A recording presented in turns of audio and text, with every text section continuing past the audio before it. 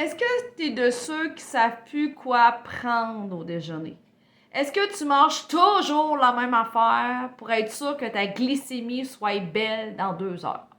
Est-ce que tu es cette personne qui a aucune idée de quoi ça ressemble un déjeuner équilibré, mais pourtant, tu t'observes et tu te rends compte que tabarouette, les déjeuners que tu prends, bien souvent, tu as faim rapidement, tu as souvent des fringales de sucre durant ton avant-midi, tu as le goût de grignoter. Donc, si tu es dans une de ces cases-là, je t'invite à rester à l'affût parce qu'aujourd'hui, on parle de comment bâtir, comment construire un déjeuner équilibré pour être au top de ta matinée.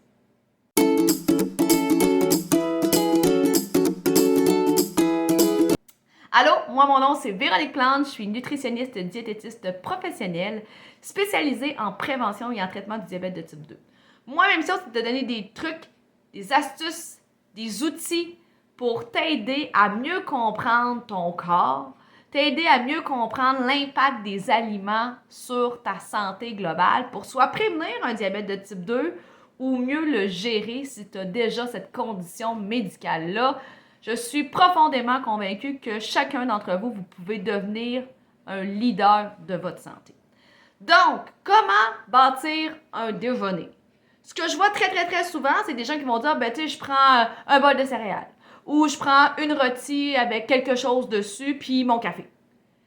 Quand on compare ce genre de déjeuner-là à l'assiette équilibrée, ben il y a clairement une divergence là. Si je prends mon bol de céréales, ben souvent il n'y aura pas assez de protéines et ben les céréales, on va se le dire, il y a souvent du sucre ajouté. Donc pas beaucoup de protéines, du sucre ajouté, qu'est-ce que ça fait? Un pic de sucre dans le sang, tout ce qui monte vite redescend vite. Donc est-ce que c'est normal d'avoir des glycémies élevées 2 heures après le déjeuner? Ben oui. Et si tu n'es pas diabétique, est-ce que c'est normal que tu aies des baisses d'énergie en avant-midi? Ben oui. Est-ce que c'est normal que tu aies faim plus rapidement? Ben oui. Est-ce que c'est normal que tu aies le goût de grignoter avant l'heure du dîner? Ben oui.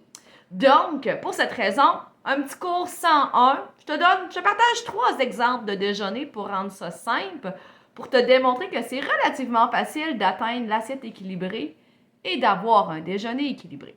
Donc, exemple numéro 1, je vais partir d'un classique, les rôtis pour le matin. C'est simple, c'est rapide, c'est expéditif, c'est parfait. Donc, première chose à se poser comme question, quel genre de pain j'utilise? Moi, je te recommande fortement du pain à grains entiers qui contient au moins 2 grammes de fibres par tranche. D'ailleurs, j'ai déjà fait une capsule là-dessus sur quel pain choisir, donc je te le mets ici si tu peux t'inspirer. Donc, on prend 1 à 2 rôtis. Avec ça, on va combiner avec des protéines. Dans un déjeuner, idéalement, il faut avoir minimalement 20 grammes de protéines. Là, les besoins en protéines, gang, ça varie beaucoup d'une personne à l'autre, mais en vous disant 20 grammes, on ne se trompe pas. Donc, ce 20 grammes-là, c'est quoi? Bien, si je rajoute juste du beurre de noix, un beurre d'arachide ou un beurre d'amande, je vais aller chercher un gros maximum, un 6 grammes de protéines. Oui, il y en a un peu dans mon pain, mais pas tant que ça, il va m'en manquer. Donc, c'est pour ça qu'avec un beurre de noix, je recommande souvent de combiner avec un petit verre de lait, ou un lait de soya, ou un petit morceau de fromage, ou un yogourt grec. Fait que comme ça, rapidement, on vient compléter l'apport en protéines. Et manger plus de protéines, qu'est-ce que ça donne au déjeuner? Bien, ça fait qu'on a moins faim rapidement. Ça fait que notre glycémie monte moins haut.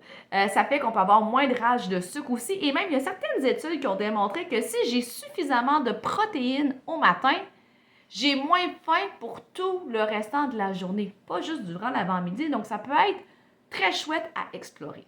Et finalement, on a fait que j'ai mes 2 rôtis. J'ai mon beurre de noix que j'ai complété avec d'autres choses. Et j'oublie pas mon côté fibreux, mon côté végétal qui est ici mes fruits.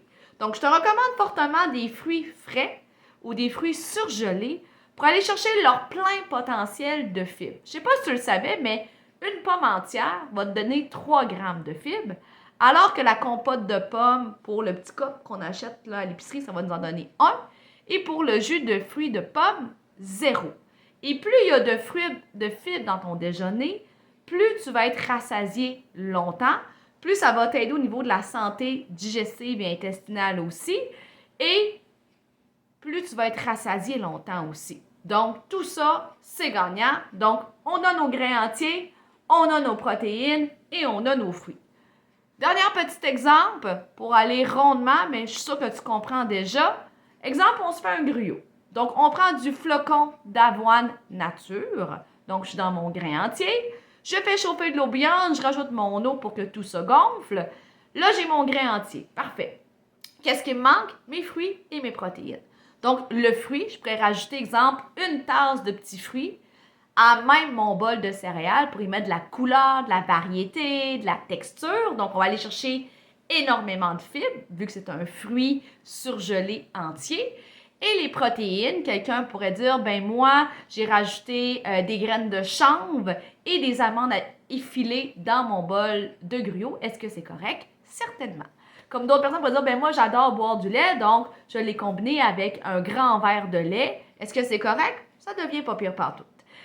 Et petite chose que je veux dire par rapport au gruau, tu peux te permettre sans aucun problème de rajouter une cuillerée à thé de miel ou de sirop d'érable dans ton gruau. C'est mieux de toi-même rajouter du sucre que l'industrie agroalimentaire. Donc, le sucre blanc n'est pas le diable en personne, c'est juste d'avoir des stratégies pour être capable de le modérer et de mettre de l'avant des produits à valeur nutritive un petit peu plus élevée. Donc, j'espère que ces deux solutions-là t'aident. Si tu as d'autres idées, si tu veux passer de la théorie à la pratique, oublie pas de télécharger mon menu gratuit d'une semaine. Tu as plein d'autres idées de déjeuner simples et faciles à réaliser. Il ne faut pas être un cordon bleu pour le faire, je te le jure. Donc, télécharge le menu si ce n'est pas déjà fait. Quelques clics, ça va être fait. Tu vas voir, c'est très facile.